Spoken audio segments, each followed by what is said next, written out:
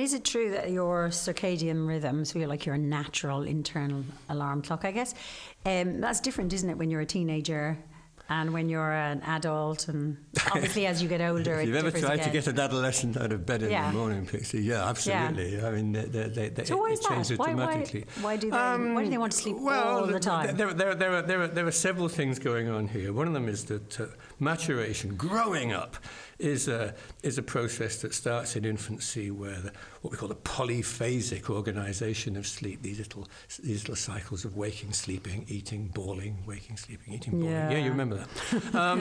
They tend to decline, and the more natural adult biphasic rhythm kicks in. But the biphasic rhythm is dependent upon things like hormone levels, melatonin levels. There's a very important process in the morning called the cortisol awakening response. This is when cortisol levels increase substantially about 20, 30 minutes after we wake up. And in part, they're driven by our circadian rhythms. We know that because if you just get people to nap and wake them up, they don't show this arousal response. So all of the things being equal, there's a lot of physiology keeping our circadian rhythms rhythmical. Now, many of these things change as we get older, and not just as we get old, but as we get older, 20 to 30, 30 to 40. So characteristically, as you move through early, middle, late adulthood, your sleep will invariably become shorter, lighter, and more fragmented. It's normal. It's what happens. And as you move towards later life, and if opportunities arise, sometimes polyphasic sleep returns. So the napping in the afternoon becomes quite acceptable, quite satisfying, maybe. For some of my students, napping in the afternoon is quite acceptable and satisfactory. But the question you asked me was why these things change as we get older. They change because everything else changes. And what also changes is the demands upon us. So, work routines provide excellent zeitgebers, excellent timekeepers that keep our schedules firing off. But take those away in, say, post-retirement. Right, and you haven't got you have more flexibility to deploy.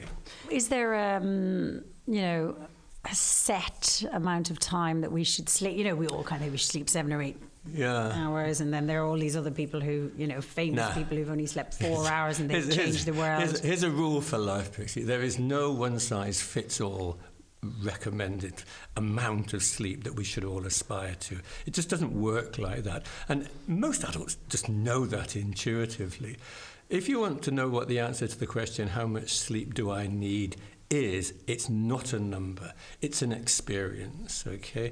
The amount of sleep you need is the amount of sleep you require to allow you to wake up feeling reasonably refreshed, hit the day and meet its challenges, and then feel healthily sleepy towards the evening at what you identify as your normal bedtime, okay? Now, by and large, that would be a correct amount of sleep. Now, for some people, it might be 6-7 hours. For some people, it might be 8-9 hours, okay? About 45% of the population will sleep between 7 and 8 hours, okay? But, the people sleeping slightly more than that, slightly less than that, aren't abnormal people. That's just what they've learned is adequate for them. But keep in mind what I said earlier, that as we get older, that amount will decline. We will sleep less as we become older.